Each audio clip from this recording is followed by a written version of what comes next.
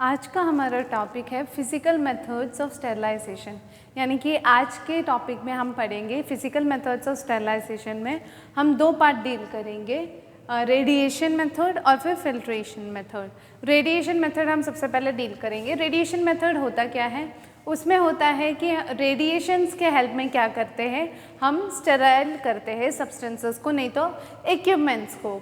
Sterilisation होता क्या है? माइक्रो ऑर्गेनिजम्स और उनके स्पोर्स को किल करने का एक मेथड होता है स्टेरिलाइजेशन। तो रेडिएशंस क्या होता है, जो भी रेडिएशन वाले पार्टिकल्स होते हैं उससे जो रेडिएशंस निकलते हैं उस वजह से क्या होता है, सब्सटेंसेस को, इक्विपमेंट्स को, आर्टिकल्स को स्टेराइल करने के लिए हम इस मेथड का इस्तेमाल करते हैं। रेडिएशन में हम देख सकते हैं टोटल दो टाइप्स होते हैं, एक आयनाइजिंग और फिर नॉन आयनाइजिंग। आयनाइजिंग क्या होता है? आयनाइजिंग में होता है शॉर्ट वेवलेंथ रेडिएशंस, यानी कि बहुत कम वेवलेंथ वाले रेडिएशंस इसमें आते हैं। लेकिन शॉर्ट वेवलेंथ होने की वजह से ही क्या होता है कि उनकी इंटेंसिटी क्या होती है, बहुत ज़्यादा होती है, यानी कि हाई इंटेंसिटी होती है। हाई इंटेंसिटी की वजह से क्या होती है, उसकी एनर्जी भी हाई होती है। तो कोई भी इक्विपमेंट्स पार्टिकल्स को हमें स्टेराइल करना होता है तो क्या होता है, इसका पेनिट्रेटिंग पावर बहुत हाई होता है। तो क्या है, अंदर तक पूरा पेनिट्रेट करके पूरा अंदर से ये स्टेराइल करता है। ये ज़्यादा पावरफुल होता है कंपैरेटिवली नॉन आयनाइजिंग से।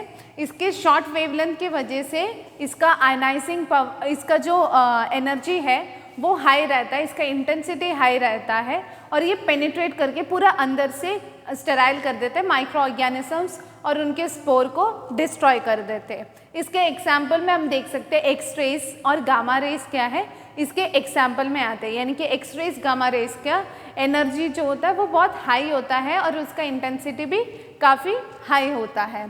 अगला हम देखेंगे नॉन आयनाइजिंग। नॉन आयनाइजिंग में क्या आता है, नॉन आयनाइजिंग रेडिएशंस में आते हैं लार्जर यानी कि लॉन्गर वेवलेंथ वाले रेडिएशंस जो होते हैं नॉन आयनाइजिंग में आते हैं। इनके वेवलेंथ ज़्यादा होने की वजह से क्या होता है कि इनका एनर्जी रेड्यूस हो जाता है, यानी कि इनका जो इंटेंसिटी होती है कि किस इंटेंसिटी से ये किसी भी पार्टिकल्स में पेनिट्रेट कर सके, वो इंटेंसिटी क्या होती है, रेड्यूस हो जाती है, कम हो जाती है, जिसकी वजह से इसकी एनर्जी काफ़ी लो रहता है। इसके एग्जाम्पल्स में हम देख सकते हैं यूवी रेस। यूवी रेस का जो रेडिएशन पावर होता है वो बहुत कम होता है। वो सरफेस चीज़ों को क्या है, सरफेसली वो स्टेराइल कर देते हैं, लेकिन अंदर जाके पेनिट्रेट करके वो पूरी तरीके से स्टेराइल नहीं कर पाता। लेकिन सरफेस रीजन को वो अच्छे से स्टेराइल कर सकते हैं क्योंकि उनका एनर्जी लो होता है, साथ ही साथ उनका जो वेवलेंथ होता है वो ज़्यादा होता है। अगला हम डील करेंगे फिल्ट्रेशन मेथड। फिल्ट्रेशन मेथड एक ऐसा मेथड होता है जिसमें क्या करते हैं, हम फोर्स के इस्तेमाल से क्या है, स्टेराइल करने की कोशिश करते हैं। यानी कि किसी भी चीज़ को स्टेराइल करने के लिए, यानी कि वाटर पार्टिकल्स वगैरह हो गया, नहीं तो लिक्विड फॉर्म में जो भी सब्सटेंसेस होते हैं उसको स्टेराइल करने के लिए मेनली हम फिल्ट्रेशन मेथड का इस्तेमाल करते हैं। फिल्ट्रेशन मेथड में हम तीन टाइप्स देख सकते हैं। पहला है सिट्स फिल्टर, दूसरा है मेम्ब्रेन फिल्टर, तीसरा है sintered glass filter. Seitz filter क्या होता है? सिट्स फिल्टर को एस्बेस्टोस फिल्टर भी कहते हैं। एस्बेस्टोस फिल्टर में क्या होता है, फिल्ट्रेशन के लिए एस्बेस्टोस का एक थिन डिस्क का इस्तेमाल करते हैं और उससे फिल्ट्रेशन करते हैं। एस्बेस्टोस होता है एक मिनरल पार्टिकल होता है जो नेचुरली ऑकर होता है, उस चीज़ से क्या होता है, फिल्ट्रेशन करवाते हैं। एस्बेस्टोस का एक प्रॉपर्टी होता है कि वो स्टेराइल कर देते हैं, माइक्रो ऑर्गेनिजम्स वगैरह को वो रिमूव कर देते हैं।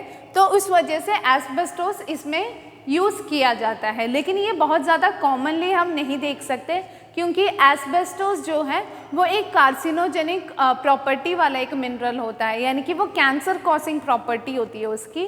तो इस वजह से हम इस फिल्टर को सबसे ज़्यादा यूज़ में नहीं लाते। अगला है मेम्ब्रेन फिल्टर। मेम्ब्रेन फिल्टर में क्या होता है, फिल्टर करने के लिए, यानी कि जो फिल्टर का डिस्क होता है वो क्या होता है, सेलुलोज से बना होता है। यानी कि सेलुलोज से बना हुआ पार्टिकल्स का इस्तेमाल करके इसको फिल्टर किया जाता है। जो भी लिक्विड पार्टिकल्स है उसको फ़िल्टर किया जाता है। ये मेनली क्या है, लेबोरेटरीज़ वगैरह, माइक्रोबायोलॉजी के लेबोरेटरीज़ वगैरह होते हैं, उन सब में सबसे ज़्यादा इस्तेमाल किया जाता है मेम्ब्रेन फ़िल्टर्स के। अगला हम देखेंगे sintered glass filter.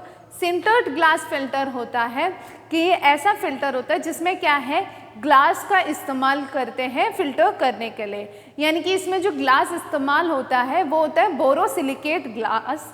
Borosilicate glass का इस्तेमाल करके हम लिक्विड पार्टिकल्स को फ़िल्टर करते हैं। लिक्विड पार्टिकल्स को फ़िल्टर करने के लिए हम सबसे पहले क्या करते हैं, ग्लास को पाउडर फॉर्म में करते हैं। ग्लास को पाउडर फॉर्म में करने के बाद उसको एक मोल्ड में डाल के उसको शेप देते हैं और हम अपने मनचाहा पोर उसमें बना सकते हैं। यानी कि इसमें जो होता है पोर हम एडजस्ट कर सकते हैं। यानी कि हमें ज़्यादा पोर का चाहिए, ज़्यादा होल, पोर का मतलब हुआ होल नहीं तो ओपनिंग, ज़्यादा पोर्स वाला चाहिए तो हम क्या है उस हिसाब से हम उसको एडजस्ट कर सकते हैं।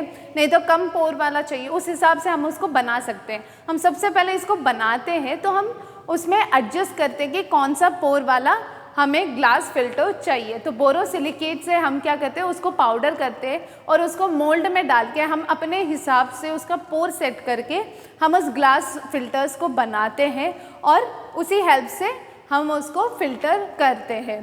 तो ये था फिल्ट्रेशन मेथड जिसमें सिट्स फ़िल्टर यानी कि एस्बेस्टोस फ़िल्टर के बारे में हमने सीखा, मेम्ब्रेन फ़िल्टर यानी कि सेलुलोज के द्वारा क्या है फ़िल्टर करते हैं, और लास्ट में हमने सिंटर्ड ग्लास फ़िल्टर देखा जिसमें बोरोसिलिकेट ग्लास का इस्तेमाल किया जाता है। और हमने आज रेडिएशन के बारे में भी पढ़ा, रेडिएशन जिसमें आयनाइजिंग और नॉन आयनाइजिंग के बारे में पढ़ा। आयनाइजिंग जो शॉर्ट वेवलेंथ होता है लेकिन हाई एनर्जी होती है उसकी, और जो नॉन आयनाइजिंग होती है लॉन्गर वेवलेंथ होता है लेकिन इसकी एनर्जी कम होती है, ये ज़्यादा पेनिट्रेट नहीं कर पाती। तो ये था आज का वीडियो। आई होप आपको आज का टॉपिक समझ में आया हो। इसमें अगर कोई भी आपको दिक्कत है, कोई भी डाउट है तो आप पूछ सकते हैं। Thank you.